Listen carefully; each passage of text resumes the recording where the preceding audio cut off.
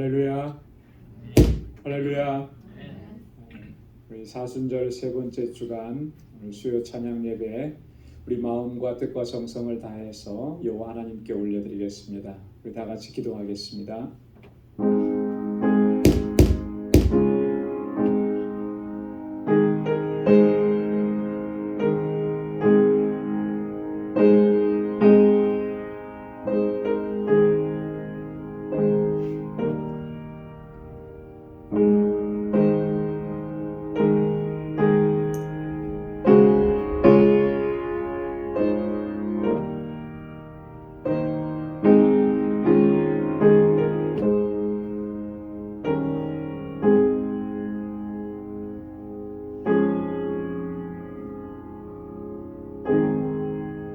여호와는 은혜로우시며 의로우시며 우리 하나님은 자비하시도다. 여호와께서는 어리석은 자를 보존하시나니 내가 낮게 될 때에 나를 구원하셨도다. 내 영혼아 내 평안함에 돌아갈지어다. 여호와께서 너를 후대하심이로다. 주께서 내 영혼을 사망에서 내 눈을 눈물에서 내 발을 넘어짐에서 건지셨나이다. 내가 생존 세계에서 여호와 앞에 행하리이다. 아멘. 은혜가 풍성하시고 자비하신 하나님, 오늘도 거룩하고 거룩하신 주님 앞으로 저희들을 불러주시며 하나님을 경배하고 찬양코 예배하게 하시니 감사합니다. 우리의 허물과 죄악으로 인하여 도저히 주님 앞에 나올 수 없는 저희들 불쌍히 여겨주시고 주의 긍휼과 자비를 베풀어 주시고 우리의 허물과 죄악들을 주의 보혈로 깨끗하게 씻어주셔서 주님 앞에 설 수 있도록 인도해 주시니 하나님 감사합니다. 나를 구속하시고 한량없는 은혜와 주의 복으로 채워주신 여호와 하나님을 찬양하며 모든 영광 주님 앞에 올려드리는 이 시간 되도록 인도하여 주옵소서. 온 마음을 다하여 하나님 예배하게 하옵시고 오늘도 이 시간 우리 가운데 임하셔서 우리의 예배를 받아 주옵시고 하늘의 평강으로 덧입혀 주옵소서. 예수님의 이름으로 기원하옵나이다. 아멘. 전능하사 천지를 만드신 하나님 아버지를 내가 믿사오며 그 외아들 우리 주 예수 그리스도를 믿사오니 이는 성령으로 잉태하사 동정녀 마리아에게 나시고 본디오 빌라도에게 고난을 받으사 십자가에 못 박혀 죽으시고 장사한 지 사흘 만에 죽은 자 가운데서 다시 살아나시며 하늘에 오르사 전능하신 하나님 우편에 앉아 계시다가 저리로서 산 자와 죽은 자를 심판하러 오시리라. 성령을 믿사오며 거룩한 공예와 성도가 서로 교통하는 것과 죄를 사하여 주시는 것과 몸이 다시 사는 것과 영원히 사는 것을 믿사옵나이다. 아멘. 이 시간 찬양으로 하나님께 영광을 돌리겠습니다. 나의 힘이 되신 여호와여.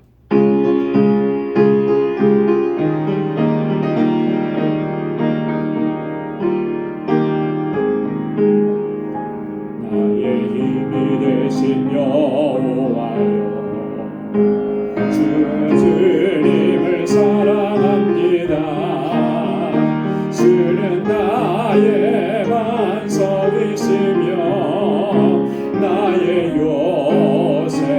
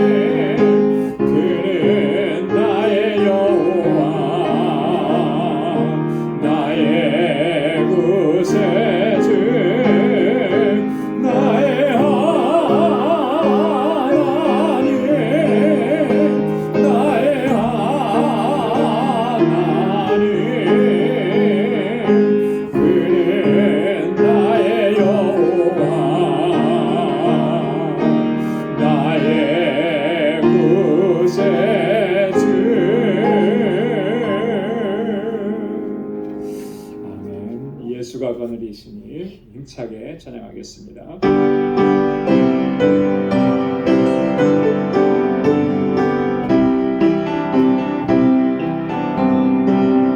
예수가 거느리시니 즐겁고 평안하구나. 주야의 자도 되는 것 예수가 거느리시네. 주날 항상 돌보시고 날 친히 거느리시네. 주날 항상 돌보시고 날 친히 거느리시네. 때때로 괴로움 당하면 때때로 기쁨 드리네. 꿈가 중에 거느리고 평안할 때 거느리네. 주날 항상 돌보시고 날 친히 거느리시네. 주날 항상 돌보시고 날 친히 거느리시네. 내 주의 손을 붙잡고 천국에 올라가겠네. 괴로우나 즐거우나 예수가 거느리시네. 주날 항상 돌보시고 날 친히 거느리시네. 주날 항상 돌보시고 날 친히 거느리시네. 이 세상 이별할 때에 지옥의 권세 이기네. 천국에 있을 때에도 예수가 거느리시네. 주날 항상 돌보시고 날 친히 거느리시네. 주날 항상 돌보시고 날 친히 거느리시네. 이 세상 이별할 때에 지옥의 권세 이기네. 천국에 있을 때에도 예수가 거느리시네. 주날 항상 돌보시고 날 친히 거느리시네. 주날 항상 돌보시고 날 친히 거느리시네.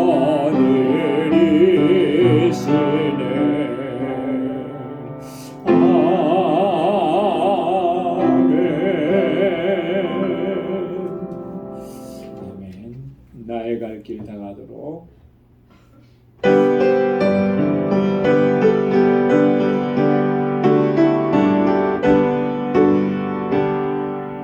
나의 갈 길 다가도록 예수 인도하시니 내 주 안에 있는 긍휼 어찌 심하리요.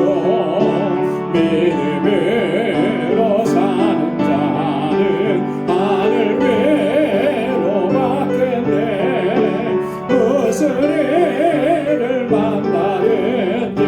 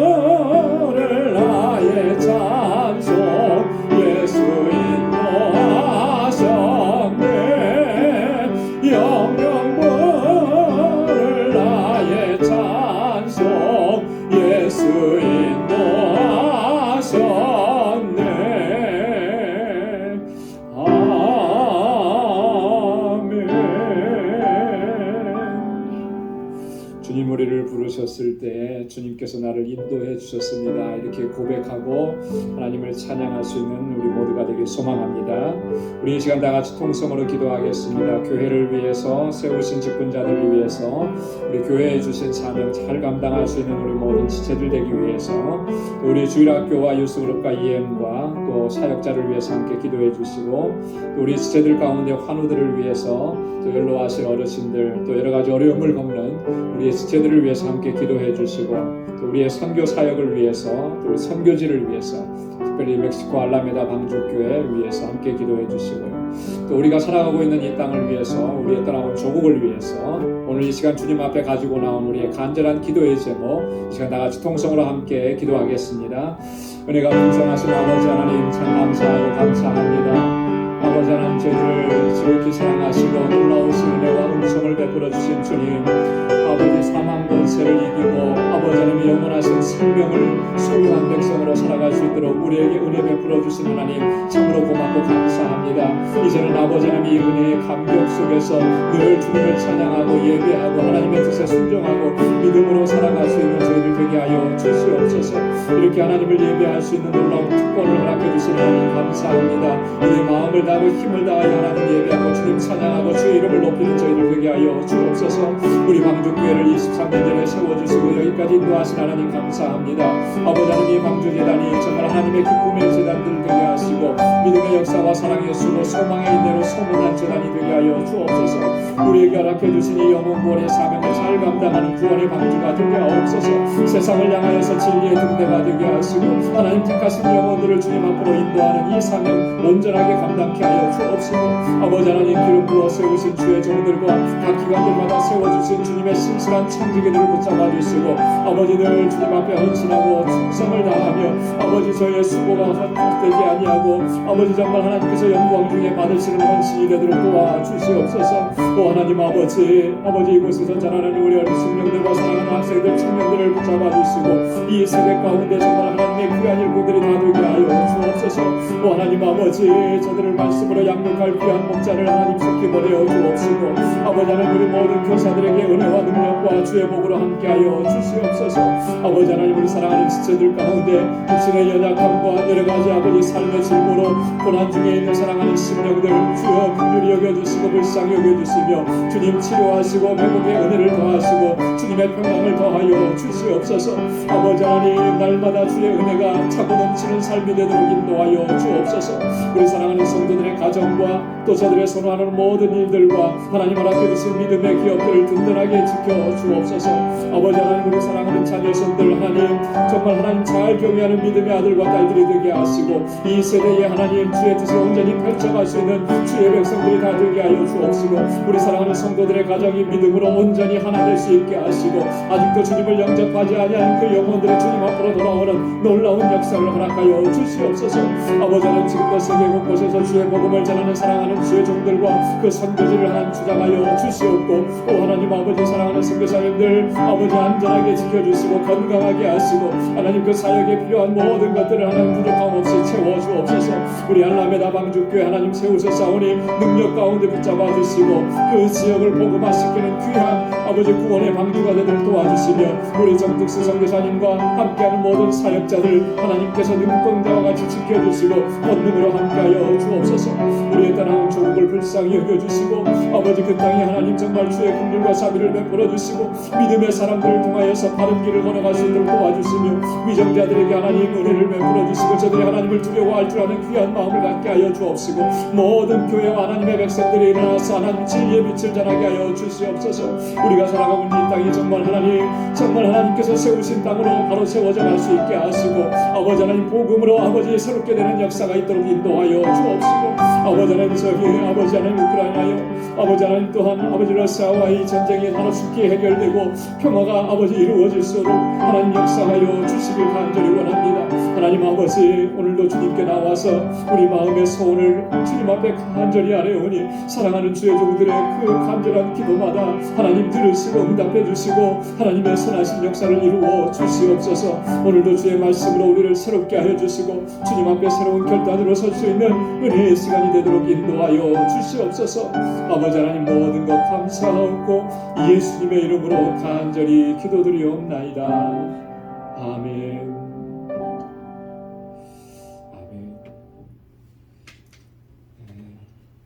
오늘 우리 하나님께서 주시는 함께 묵상한 하나님의 말씀, 우리 로마서 제 9장 19절에서 마지막 33절까지 말씀입니다.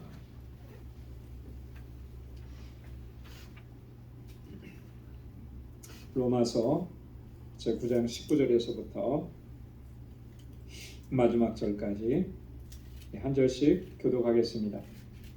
홍례가 내게 말하기를 그러면 하나님이 어찌하여 허물하시느냐 누가 그 뜻을 대적하느냐 하리니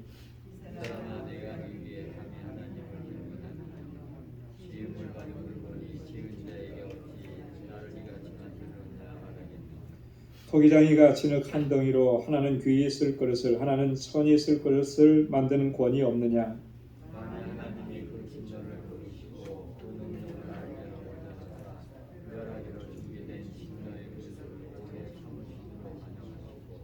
또한 영광 받기로 예비하신 바 긍휼의 그릇에 대하여 그 영광의 부요함을 알게 하고자 하셨을지라도 무슨 말 하리요.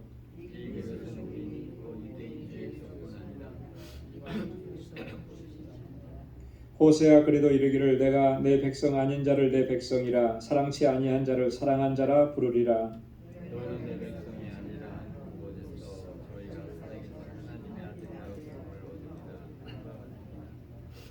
또 이사야가 이스라엘에 관하여 외치되 이스라엘 뭇 자손의 수가 비록 바다의 모래 같을지라도 남은 자만 구원을 얻으리니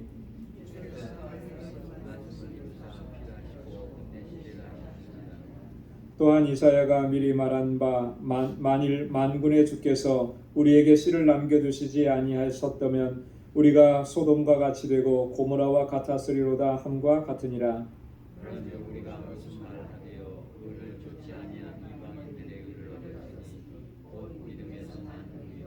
의의 법을 쫓아간 이스라엘은 법에 이르지 못하였으니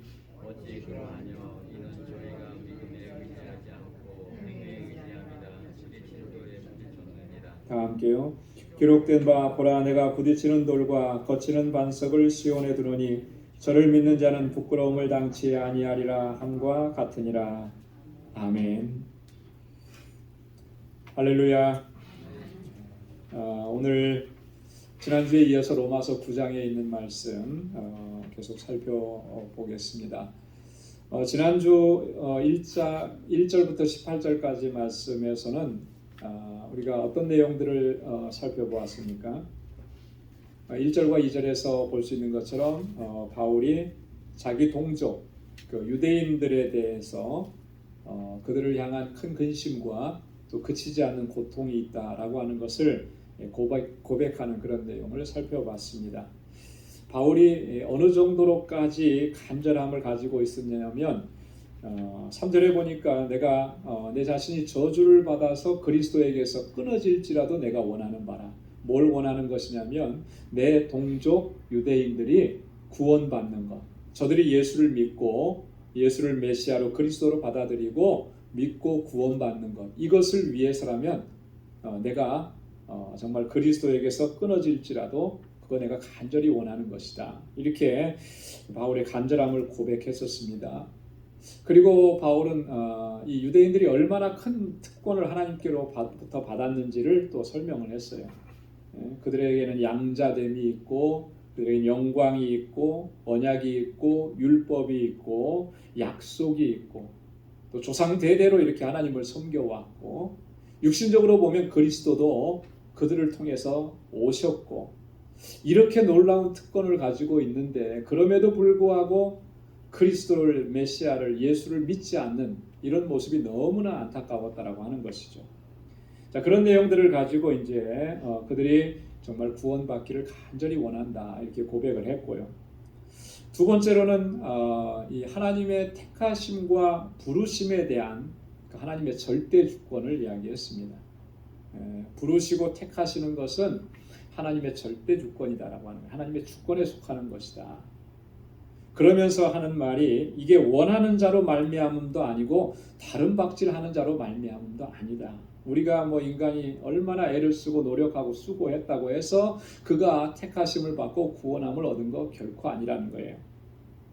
이 택하심을 따라되는 하나님의 뜻이 이루어졌는데 그것은 행위에 의한 것이 아니고 오직 부르시는 이로 말미암는다. 전적으로 하나님의 뜻이라고 하는 거죠. 전적으로. 그래서 하나님께서는 긍휼히 여길 자를 긍휼히 여기시고 불쌍히 여길 자를 불쌍히 여기신다.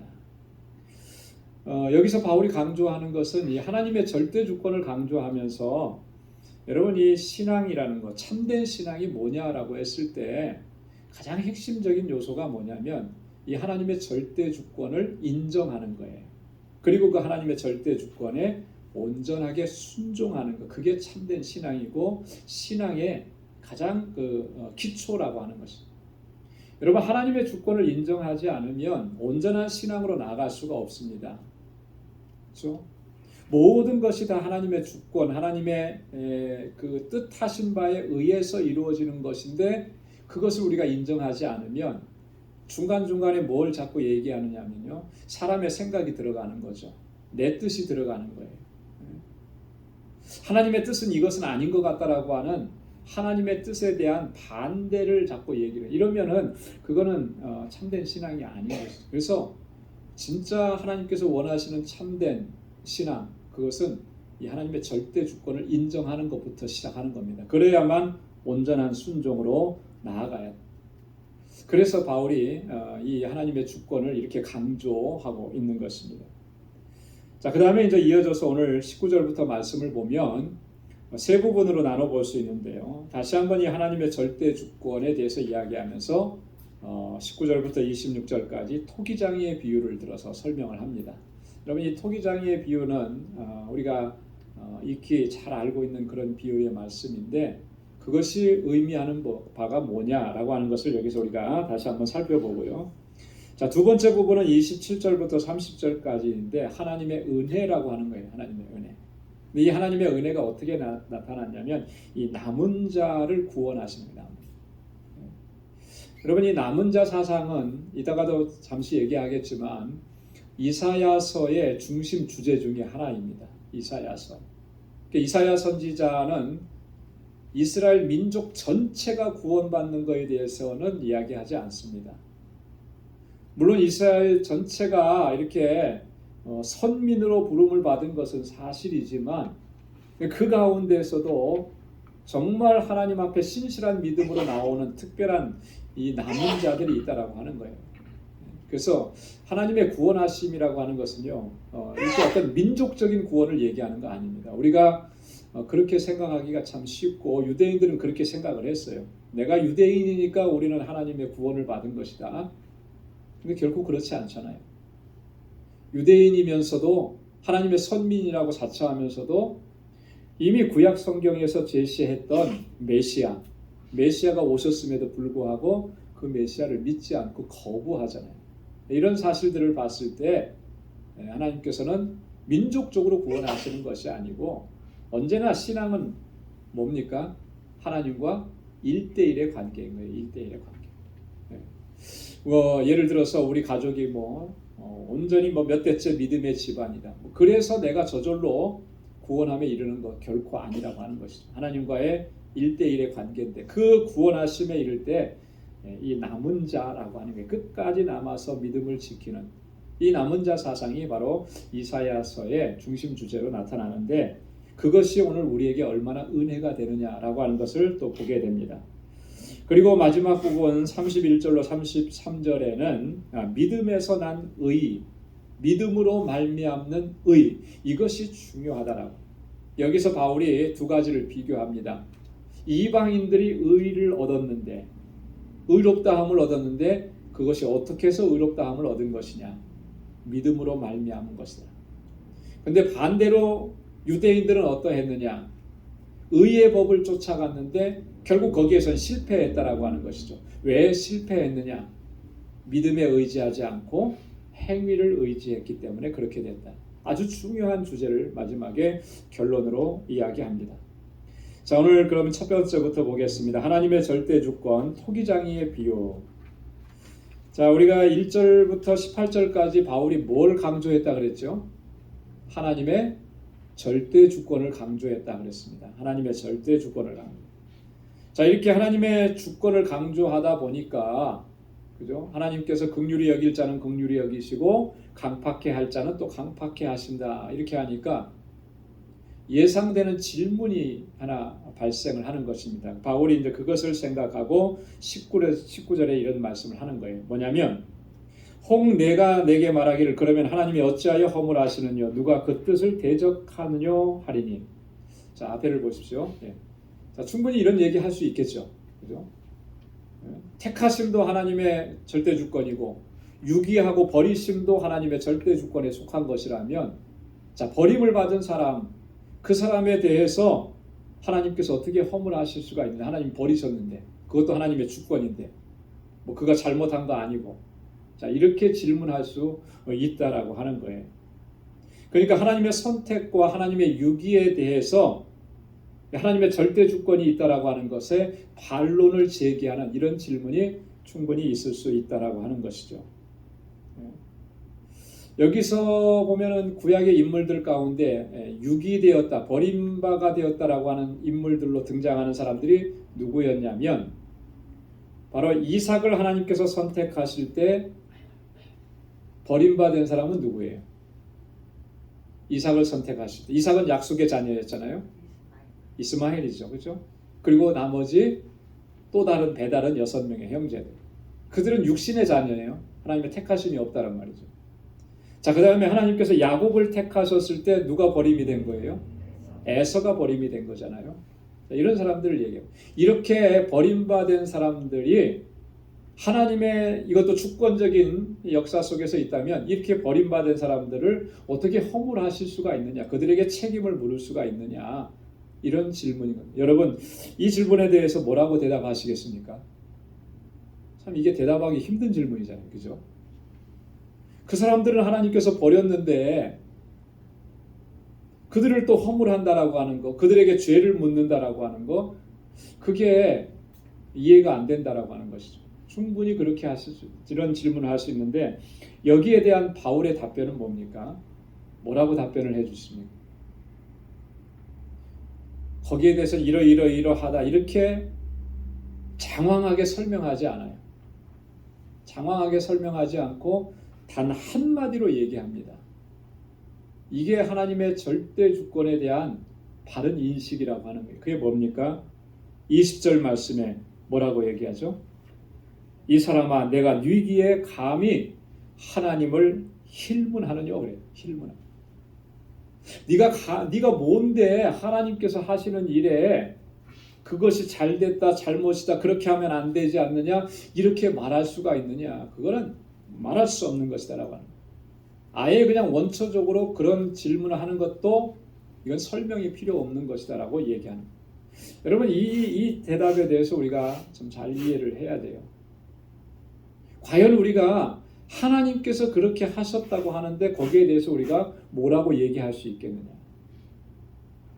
여러분 남자분들은 군대 갔다 오신 분들 다 아마 이런 상황을 좀 이해가 조금 될 텐데요. 군대 문화는 철저하게 상명하복입니다. 위에서 명령하면 부하는 그 명령을 지켜야 돼요. 만약에 전쟁 시에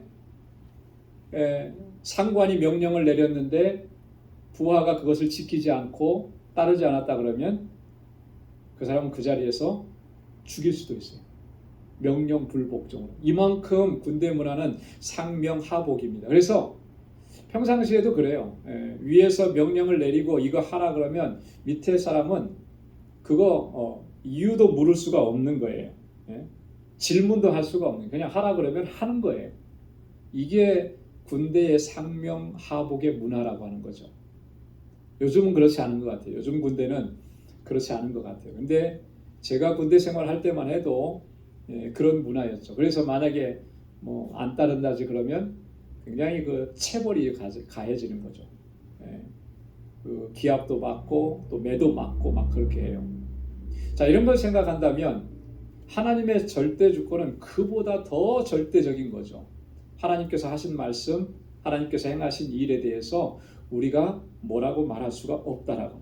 자, 그러면서 바울이 20절 하반절에 이렇게까지 얘기합니다. 지음받은 물건이 지은 자에게 어찌 나를 이같이 만들었느냐 말하겠느냐. 자, 여러분 보십시오. 만들어진 물건이 그것을 만든 사람에 대해서 왜 나를 그렇게 만들었느냐 이렇게 말할 수 있겠습니까? 없는 거예요. 근데 사람은 그렇게 말을 자꾸 하더라고요. 우리 자녀들을 보면은 어떤 자녀들은 그래요. 부모님한테 막 대들면서 왜 나를 이렇게 낳았냐고 그렇게 얘기하는 경우도 있잖아요. 그죠? 이런 상황이 있다 보니까 하나님을 향해서도 그렇게 얘기할 수가 있는데 어떻게 그렇게 할 수 있냐? 할 수 없다는 거죠. 지음받은 물건이 나를 지은 자에게 나를 왜 이렇게 만들었느냐고 항변하고 따지고 그렇게 대들고 할 수 없는 것처럼 이건 하나님의 절대 주권에 대해서는 우리가 그렇게 말할 수가 없는 것이다.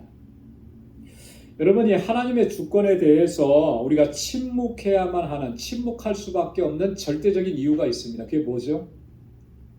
왜 하나님의 절대 주권에 대해서 우리가 말할 수 없고 침묵할 수밖에 없는지. 그 이유가 뭐겠습니까? 조금 전에도 얘기했잖아요. 지음받은 물건이 우리는 피조물이기 때문에 그런 거예요. 우리는 피조물이기 때문에. 지음받은 물건이기 때문에 그렇습니다. 여러분, 하나님과 우리와의 관계를 우리가 생각할 때 여러 가지로 성경에서는 설명을 하죠. 근데 가장 중요한 설명, 가장 근본적인 설명은 뭐냐면 하나님은 창조자이시고 우리는 피조물이라고 하는 거예요. 하나님은 우리를 지으신 분이 우리는 만들어진 존재라고 하는 거예요. 여러분, 이거를 결코 우리가 잊어서는 안 되는 것입니다. 모든 하나님과 우리와의 관계를 설명하는 그런 부분들, 하나님은 아버지시고 우리는 자녀이고, 하나님은 우리를 지키시는 하나님은 나의 목자시고 나는 양이고, 뭐 이런 관계들은 참 너무나 정말 행복하고 너무나 축복이고 그렇잖아요. 근데 여기에만 우리가 집중을 해가지고 정말 근본적인 하나님과 우리와의 관계를 놓쳐서는 안 되는 것이죠. 하나님은 창조자이시고 나는 피조물이에요. 여기에서부터 모든 관계가 시작이 되는 거예요. 자, 피조물이 어떻게 창조자에게 나를 이렇게 만들었습니까? 이거 얘기할 수 있겠나요? 할 수 없는 거죠. 하나님의 절대 주권에 대해서 우리가 어떠한 말도 할 수 없는 이유가 바로 내가 피조물이라고 하는 것, 그것 때문인 것입니다. 그러면서 바울이 토기장이의 비유를 통해서 다시 한번 하나님의 절대 주권을 설명합니다. 21절에 보니까 토기장이가 진흙 한 덩이로 하나는 귀히 쓸 그릇을 하나는 천이 쓸 그릇을 만드는 권이 없느냐. 여러분이 이 그릇이 귀하게 쓰는 것으로 만들어지는 것, 이 그릇이 천하게 쓰는 그릇으로 만들어지는 것, 이게 다 토기장이의 주권이에요. 그죠? 그것을 만드는 이 토기장이가 그 뜻에 따라서 목적에 따라서 그릇을 그렇게 만들어요. 그런 권한이 토기장이에게 있습니다. 이건 마치 뭐하고 비슷하냐면 여러분 요즘에 프로 운동 경기들이 많이 있잖아요. 근데 그 운동 경기에서 감독의 권한은 대단합니다. 그죠? 그래서 그 경기를 운영하는 데 있어서 이 감독은 절대적인 권한을 가지고 있어요. 그죠? 고유의 권한을 가지고 있습니다. 그래서 어떤 선수를 보내고 전술을 어떤 거로 하고 이런 것은 감독의 절대 권한입니다. 그래서 누가 그것을 뭐라고 할 수가 없는 거예요. 감독을 보고 그거 잘못됐으니까 이렇게 하라 이렇게 경기 중에 그렇게 할 수가 없는 거죠. 마찬가지입니다. 토기장이의 권한이라고 하는 것은 이 토기장이가 물건을 만들 때 어떻게 쓰여질지 그것을 정하는 권한이 토기장이에 있는 것처럼 바로 하나님의 절대 주권은 그런 것이다라고 하는 거예요. 그런 것이다. 이 토기장이의 비유는 여러 곳에서 등장을 합니다. 예레미야 18장 1절로 6절, 또 이사야 45장 9절에도 토기장이의 비유가 나옵니다. 그래서 그만큼 하나님의 절대 주권을 강조하는 이러한 말씀인 거죠. 자, 이 하나님의 절대 주권을 이야기하면서 이 하나님의 절대 주권은 단지 하나님께서 누구를 선택하시고 뭐 이런 거 부르시고 여기에만 하나님의 주권이 있느냐면 그렇지 않다라고 하는 거예요. 이 하나님의 주권은 22절과 23절에 보니까 오래 참으시고 관용하시고 긍휼을 베푸시는 것에도 하나님의 절대 주권이 나타난다라고 하는 것을 바울이 여기서 얘기합니다. 그래서 22절에 보니까 진노의 그릇을 오래 참으시고 관용하시는 것, 그것은 그 진노를 보이시고 그 능력을 알게 하시고자 함이라. 여러분, 이 진노의 그릇이 있는데 그것을 오래 참으시고 관용을 베푸시는 거예요. 자, 저 사람이 어떤 잘못을 했습니다. 저건 반드시 지금 벌을 받아야 될 것 같은데, 저 나라가 지금 잘못을 하고 있습니다. 그럼 반드시 벌을 받아야 될 것 같은데, 하나님의 공의 하나님이시라면 반드시 그렇게 하실 것 같은데 그렇게 하지 않아요. 오래 기다려주는 거예요. 참아주시는 거예요. 관용하시는 거예요. 이것 또한 하나님께서 하나님의 주권으로 그렇게 행하시는 거라. 왜 그렇게 하시느냐? 바울은 그렇게 얘기합니다. 그 능력을 알게 하시고자, 하나님의 능력을 알게 하시고자, 모든 민족으로 하여금 하나님의 능력을 바로 알게 하시고자 하는 하나님의 뜻이라고 하는 거죠. 23절에도 보니까 하나님께서 긍휼을 나타내시면 그 영광의 부요함을 알게 하시고자 함이라. 여러분, 우리가 그런 생각을 좀 하게 될 때가 많아요, 그죠? 불의한 자들을 하나님께서 바로바로 심판하시지 않는 그런 모습을 볼 때마다 막 속에서 어떨 때는 안타까움이 있고 또 때로는 화가 날 때도 있고, 여기에 대해서 이 가장 분노를 많이 느꼈던 선지자가 누구냐면 요나라고 하는 선지자, 그리고 하박국이라고 하는 선지자입니다. 이 두 선지자의 선지서를 읽어보면 이 두 선지자는 의분이 참 많았던 것 같아요. 그죠? 요나 같은 경우는 어떻습니까? 니느웨에 가서 하나님의 심판을 선포하라 그러니까 안 하겠다고 막 버팅기잖아요. 왜요? 저들은 하나님께서 심판하셔야 되는데, 이스라엘을 얼마나 공격했는데, 하나님께서 저들을 심판하시지 않고 거기에 가서 회개를 외치라고 하는 거 도저히 납득할 수가 없다라고 그렇게 생각을 한 거죠. 하박국도 마찬가지예요. 의인이 이렇게 고난을 당하고 의인이 이렇게 어려움을 당하는데 왜 하나님께서 친히 행하셔서 저 악인들을 물리치시지 않습니까? 언제까지 그렇게 하실 것입니까? 하나님 앞에 이렇게 하소연하잖아요. 자, 우리가 살아가는 삶의 정황 속에서도 그런 일들을 종종 보게 되는데, 여러분, 그럴 때 우리가 하나님께 뭐라고 할 수 있겠느냐라고 하는 거예요. 그렇게 하시는 거, 그 속에도 하나님의 주권과 섭리와 역사하심이 분명하게 있다라고 하는 것을 바울이 여기서 지금 얘기하는 거예요. 하나님의 능력을 알게 하시고자, 또 그 영광의 부요함을, 그 긍휼을 베푸시는 속에서 나타내시고자 하나님께서 그렇게 하시는 것입니다. 하나님께서 이렇게 하셨다고 한들 우리가 그에 대해서 무슨 말을 할 수 있느냐? 할 수 없다라고 하는 거죠. 그게 하나님의 주권을 인정하는 신앙의 자세라고 하는 것입니다. 자, 그러면서 24절부터 26절까지 보면 바울이 중요한 얘기를 합니다. 뭔 얘기냐면 우리가 바로 그 긍휼하심을 입은 사람들이라고 하는 거예요. 다른 사람이 아니라, 이 24절에 보니까 이 그릇은 바로 우리니 그랬어요. 우리가 그런 사람이라. 우리가 바로 그 하나님의 긍휼하심을 입고 하나님의 영광의 부요하심을 알게 되었다라고 하는 거예요. 그렇죠?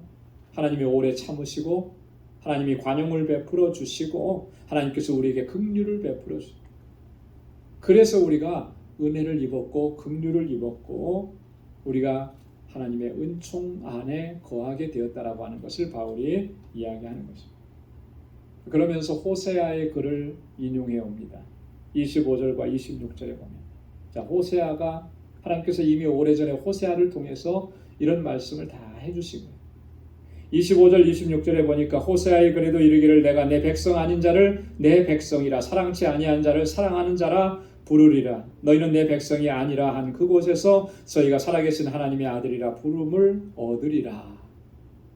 여러분, 이 말씀은 호세아 2장 23절을 인용한 말씀입니다. 여러분, 이 호세아 선지자는 사랑의 선지자잖아요.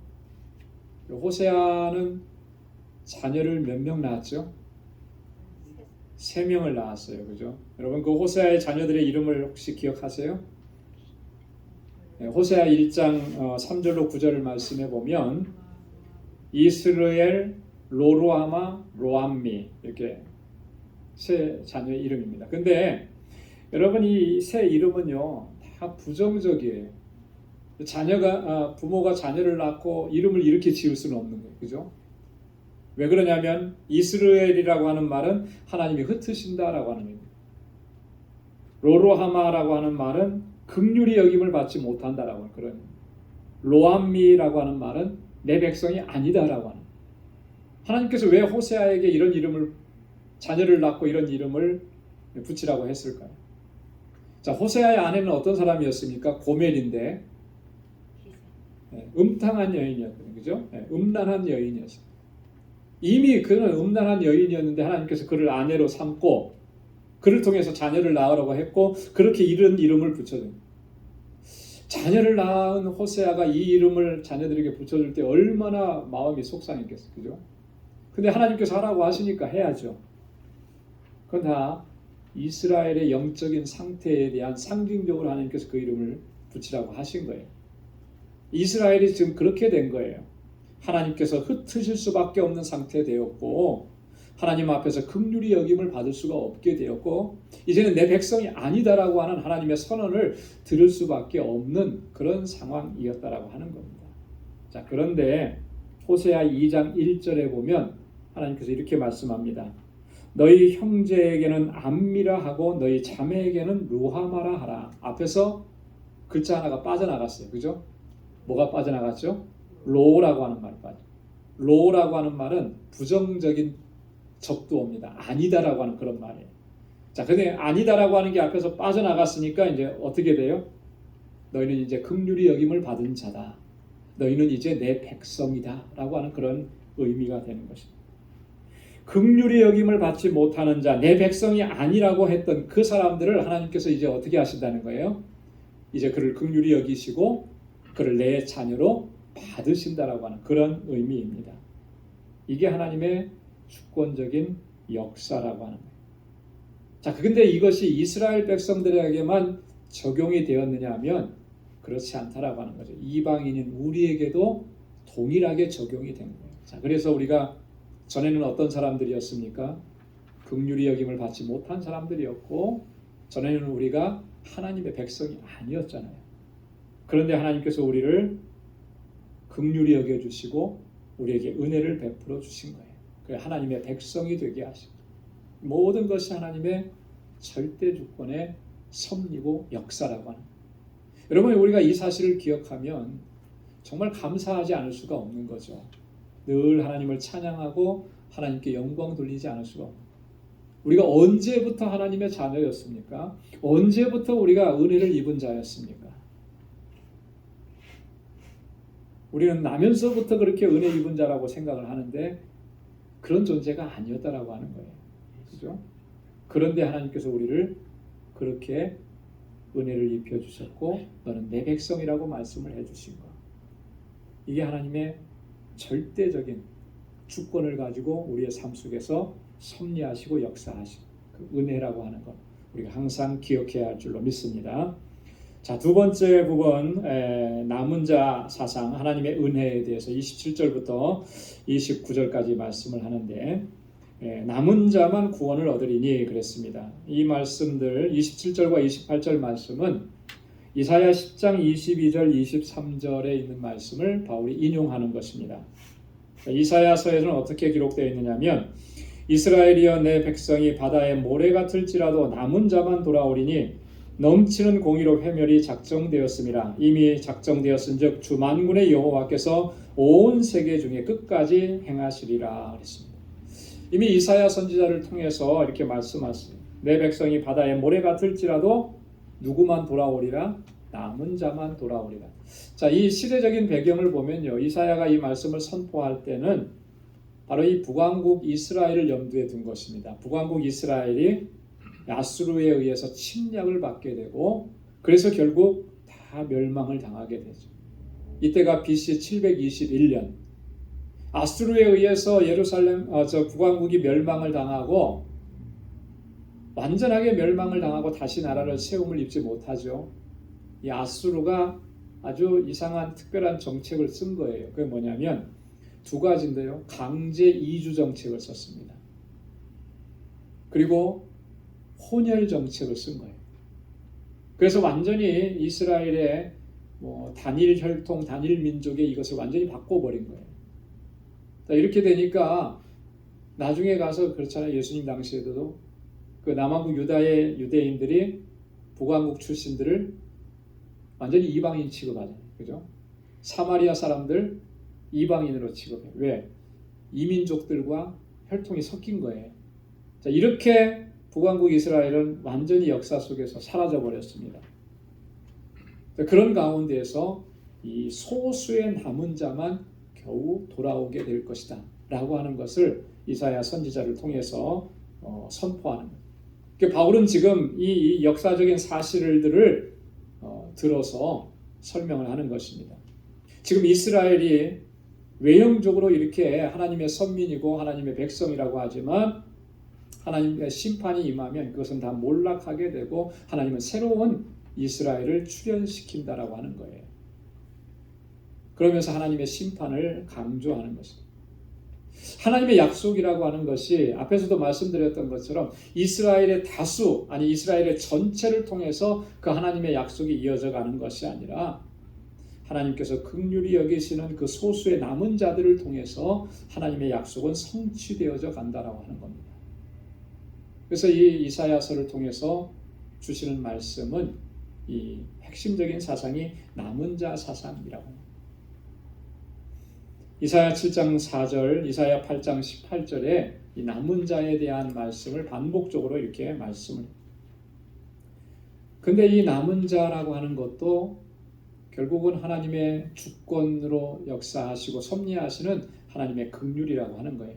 내가 남은 자가 되고 싶어서 남은 자가 되었느냐면 결코 그런 원리가 아니라는 거죠. 29절에서 그렇게 해서 바울이 이렇게 얘기합니다.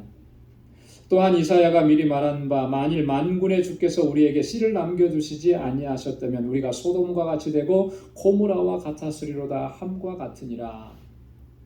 여러분 이사야 1장 9절에 있는 말씀을 인용한 것입니다. 만약에 만군의 주 여호와께서 그 씨를 남겨두시지 않았다면 우리로 하여금 남은 자가 되게 하시지 않았다면 우리가 어떤 모습이 되었을 거라는 거예요. 소돔과 같이 되었고 고모라 같이 되었습니다. 여러분 창세기 19장에 소돔성이 멸망을 당하는 모습이 기록되어 있잖아요. 하늘에서 유황과 불이 섞여 내려와서 그 성을 완전히 불태워버리고 그래서 흔적도 없이 다 사라지게만 하나도 남은 것이 없고 만약에 하나님의 심판이 임했다면 그렇게 됐을 것인데 하나님께서 어떻게 해주신 거예요? 씨를 남겨두셨다라고 하는 거예요. 남은 자가 되게 하셨다라고 하는 거예요. 그래서 이것이 하나님의 은혜고 하나님의 긍휼이고 하나님의 자비라고 하는 거예요. 그렇기 때문에 오늘 우리로 하여금 하나님을 이렇게 믿고 의지하고 그 믿음 안에서 살아가게 하신 거 이게 전적인 하나님의 은혜인 거 우리가 단 한순간도 잊어서는 안 될 줄로 믿습니다. 자, 그 다음에 이제 마지막 부분에서 30절, 33절에 아주 중요한 말씀을 주는데요. 믿음에서 난 의라고 하는 주제입니다. 자, 의를 얻은 이방인들과 또 이 의에서부터 멀어진 믿음을 의지하지 않고 행위를 의지하다가 그렇게 돼버린 유대인들을 이렇게 대조해서 설명을 합니다.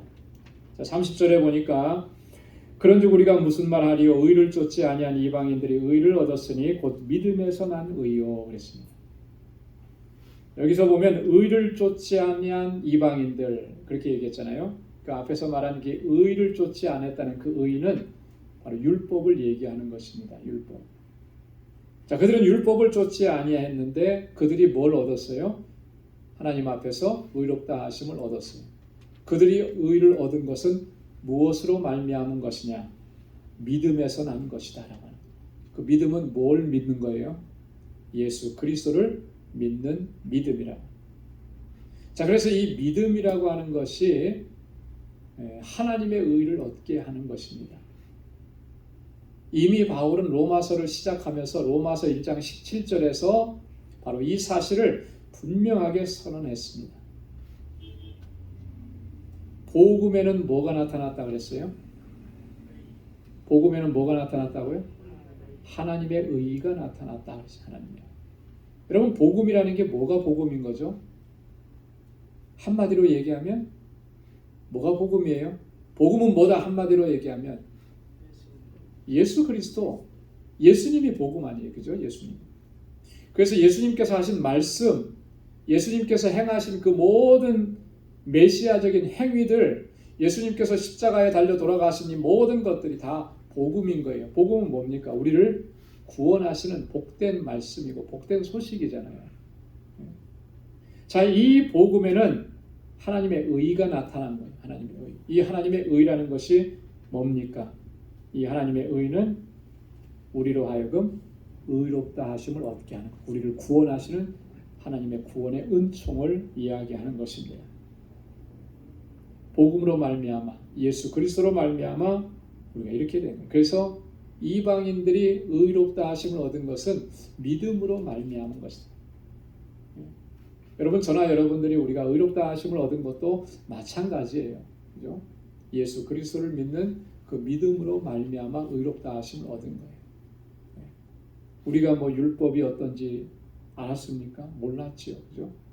몰랐으니까 율법대로 살지도 못했던 것이고, 그러면 당시에 유대인들의 어떤 그들이 가지고 있는 생각으로 말하면 율법을 지키지도 않았고 몰랐으니까 당연히 심판받고 멸망받는 거 당연한 건데, 우리가 그렇게 되지 않았다라고 하는 거예요. 왜요? 우리를 택하셔서 부르시고 우리로 하여금 복음을 듣게 하시고 복음을 믿게 하시고 그 믿음을 보시고 우리를 의롭다고 여겨주셨기 때문에. 자, 그런데 유대인들은 어떠하냐면 그들은 의의 법을 쫓아갔는데, 의의 법을 쫓아갔다라고 하는 것은 율법을 쫓아갔다라고 하는 그런 의미입니다. 그런데 법에 이르지 못했다. 그 법을 다 지키고 완전하게 그 법을 순종하고 살았느냐면 그러지 못했더라. 여러분이 그건 너무나 당연한 건데요. 우리 사람이 율법을 온전하게 지킬 수 있느냐 하면 결코 그럴 수가 없다라고 하는 거죠.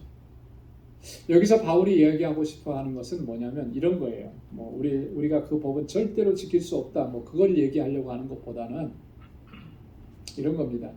유대인들은, 특별히 바리새인들, 서기관들은 자신들은 율법을 가지고 있고 또 율법을 잘 지키기 때문에 하나님 앞에서 의롭다함을 얻었다라고 이렇게 생각을 하는 거죠.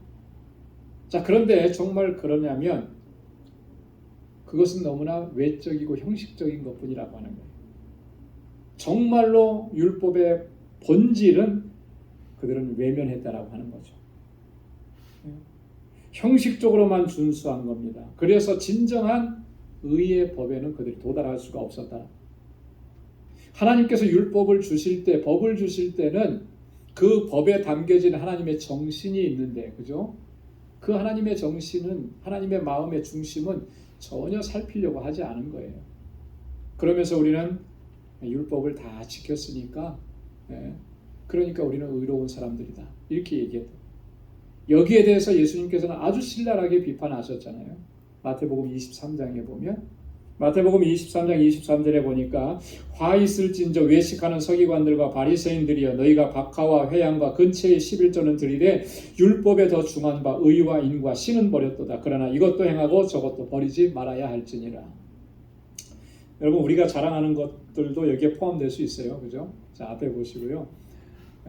여기 유대인들이, 바리새인들이, 서기관들이 자랑스럽게 생각한 건 뭐예요? 하나님 11조 얘기했으니까 11조 철저하게 바쳤다 그러잖아요. 어느 정도로? 박하와 회양과 근채에 채소, 식물 이런 것까지도 11조를 다 바쳤다라고 합니다. 그래서 우리는 율법을 잘 지켰다 이렇게 얘기합니다. 자, 근데 예수님께서 보신 건 뭐예요?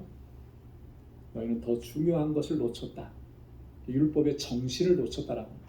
왜 하나님께서 11조를 하게 하셨는지 그거 정신을 놓쳤다라고. 그냥 형식적으로 내 소득의 11조니까 바치고, 그게 아니라고 하는 거죠.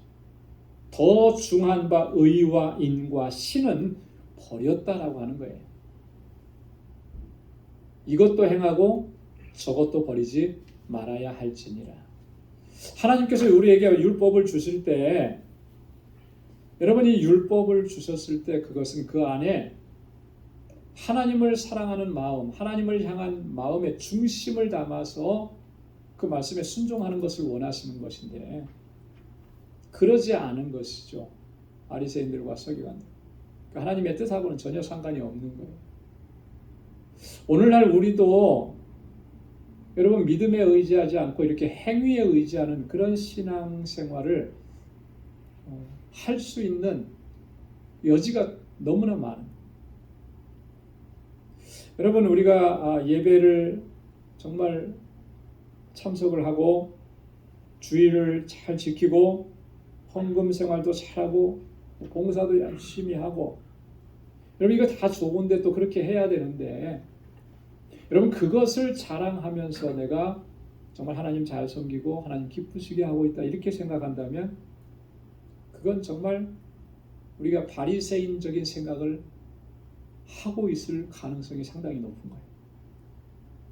하나님을 예배하는데 어떻게 하나님을 예배하느냐가 중요한 거죠. 하나님을 예배하는 자세. 내가 하나님 앞에 예물을 드리는데 어떤 마음으로 이 예물을 드리느냐가 중요한 거예요. 여러분 어떻습니까? 하나님 앞에 헌금을 드릴 때 어떤 마음을 가지고 헌금해요? 아마도 이런 경우도 많을 거예요. 11조는 당연히 하는 거니까 체크에 11조를 써요. 그죠? 여러분 그냥 11조 쓰고 그냥 드려요. 여러분 그게 진짜 하나님 앞에 진정한 예물이고 하나님께 드려지는 헌금이 되겠습니까? 그 한자 한자 적어나가고 봉투 안에 헌금을 집어넣으면서 뭘 생각을 해야 되는 거겠어요? 감사. 그렇죠. 하나님께서 나에게 베풀어 주신 은혜에 대한 감사예요.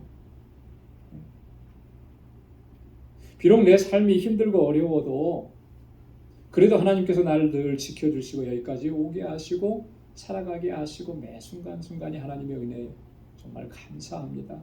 그 감사의 마음을 가지고 헌금을 하나님 앞에 드리는 거죠. 그게 빠져버리면 그건 형식만 남은 거예요. 형식만. 우리는 그래서 11조 잘 드렸습니다. 감사 헌금도 드리고 선교 예물도 했습니다. 이것 가지고 굉장히 스스로 위로를 얻고 위안을 얻고 대단하다고 자부심을 가질지 모르지만 이것처럼 안타까운 착각이 없는 거죠. 봉사하는 것도 마찬가지예요. 모든 것이 다 마찬가지예요. 그 중심이 빠져버리면 우리도 바리새인들이나 서기관들과 똑같은 모습이고, 행위로 말미암아 내가 구원을 얻었다라고 이렇게 자랑하는 것과 별반 다르지 않다라고 하는 거예요. 여러분 이 사실을 우리가 꼭 기억할 수 있길 바랍니다. 지금까지는 우리가 어떻게 살아왔는지 모르지만 이제부터라도 정말 하나님의 마음이 무엇이고 하나님의 뜻이 무엇인지 형식에 매여서 외형적인 것만 추구하는 그런 신앙에서 이제는 벗어나서 정말 하나님의 마음에 가까이 다가가고 하나님의 중심에 다가가고 우리의 마음을 다하고 늘 감사하면서 그렇게 하나님을 섬기고 주님을 찬양하고 하나님을 예배하고 또 늘 감사하며 살아가는 저와 여러분들이 다 될 수 있기를 주님의 이름으로 축원합니다. 기도하겠습니다. 하나님 아버지 감사합니다. 오늘 이 저녁에도 저희들 이렇게 사랑하셔서 하나님 주님을 찬양하고 경배하고 예배하게 하시고 또 하나님의 말씀을 통해서 우리의 신앙의 모습을 다시 한번 돌아볼 수 있도록 인도해 주시니 감사합니다. 하나님 유대인들처럼 당시의 바리새인들과 서기관들처럼 하나님 외적인 것을 붙잡고 지금까지 살아오지는 않았는지요. 그것을 자랑하면서 살아오지는 않았는지요. 하나님 행위에 의지하는 이러한 신앙의 모습이었다면 오늘 이 순간부터는 다 벗어던지게 하시고 믿음에 의지하고 하나님의 사랑에 의지하고 늘 감사하며 하나님께 영광 돌리는 삶을 살아가는 우리 모두가 되게 하여 주옵소서. 하나님의 부르심에 감사하고 하나님의 뜻하심에 온전하게 순종하고 하나님의 절대 주권을 인정하며 그렇게 하나님께 영광 돌리며 살아가는 우리 방주의 권속들이 다 되게 하여 주옵소서. 우리 사랑하는 성도들의 가정과 또 저들의 일터와 저에게 허락해 주신 믿음의 기업들을 하나님께서 늘 든든하게 지켜주시고 하나님의 기쁨이 되는 삶을 살아가기에 부족함이 없도록 인도하여 주옵소서. 이제는 우리 주 예수 그리스도의 무한하신 은혜와 하나님 아버지의 크고 놀라우신 사랑과 성령의 위로 교통 충만하심의 역사가 하나님의 뜻에 온전하게 순종하며 나아가기로 결단하는 우리 방주의 모든 믿음의 권속들과 또 저들의 가정과 직장, 생업의 터전과 학업 위에 이제로부터 영원까지 함께 하시기를 간절히 축원하옵나이다. 아멘.